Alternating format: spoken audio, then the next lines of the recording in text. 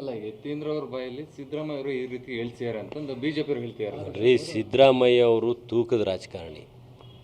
ಅವರೊಬ್ಬ ಉತ್ತಮವಾದ ಆಡಳಿತಗಾರರು, ಒಂದು ಉತ್ತಮವಾದ ಅಡ್ಮಿನಿಸ್ಟ್ರೇಷನ್ ಕೊಡೋಂಥ ವ್ಯಕ್ತಿತ್ವ. ಅವ್ರು ಹಿಂಗೆಲ್ಲ ಬಾಲಿಸಿ ಅವರು ನಿಮಗೆ ಮಾಹಿತಿ ಪ್ರಕಾರ ನಿಮಗೊಂದು ಮಾಹಿತಿ ಹೇಳ್ತೀನಿ. ಅವರವರ ಕುಟುಂಬದವ್ರನ್ನ ಯಾರನ್ನೂ ರಾಜಕೀಯಕ್ಕೆ ತಂದಿದ್ದಿಲ್ಲ. ಅಂಥ ಒಂದು ಅಧಿಕಾರ ಅಂಥ ಒಂದು ಇಂಥದಕ್ಕೆ ಹೋದ್ರೂ ಎಲ್ಲಿವರೆಗೂ ತಂದಿದ್ದಿಲ್ಲ. ಅವ್ರು ಇತ್ತೀಚೆಗೆ ರಾಜಕೀಯ ಕೊನೆ ದಿನಗಳಂತ ಅವ್ರೇನು ಇವ್ರು ಹೇಳಿದ್ದಾರೆ ಯತೀಂದ್ರ ಅವರು. ಆ ಸಂದರ್ಭದಲ್ಲಿ ಅವ್ರನ್ನೆಲ್ಲ ರಾಜಕೀಯಕ್ಕೆ ಬಿಡ್ಕೊಂಡಿದ್ದಾರೆ ಯತೀಂದ್ರ ಸಾಹೇಬ್ರು ಅವ್ರನ್ನ. ಅವ್ರು ಆ ಥರ ವ್ಯಕ್ತಿತ್ವ ಅಲ್ಲ. ಸುಮ್ಮನೆ ಯಾರೋ ಒಂದು 4-5 ಜನ ಅವ್ರ ಬೇಳೆಕಾಳು ಬೇಯಿಸ್ಕೊಳ್ಳೋಕ್ಕೆ ಸುಮ್ಮನೆ ಯಾರ್ಯಾರದ್ದು ಹೆಸರು ಬಿಡೋದು, ಸುಮ್ಮನೆ ಏನೇನೋ ಹೇಳ್ಕೊಡೋದು. ಸಿದ್ದರಾಮಯ್ಯ ಸಾಹೇಬ್ರು ಎಲ್ಲರೂ ಕೊಟ್ಟಿದ್ದಾರೆ. ಅವ್ರು ಸ್ವಾಭಾವಿಕವಾಗಿ ಮಾಧ್ಯಮದವ್ರು ಕೇಳಿದಾಗ ಈಗ ನಾನು ಮುಖ್ಯಮಂತ್ರಿ ಇದ್ದೀನಿ ಅಂತಾರೆ. ನಾನು ಮುಖ್ಯಮಂತ್ರಿ ಇಳಿಯಲ್ಲ ಅಂತೆಲ್ಲರೂ ಹೇಳಿದ್ದಾರೆ. ಸುಮ್ಮನೆ ಇವ್ರು ಏನು ಗೊಂದಲಗಳು ಕೊಡಬಾರ್ದು.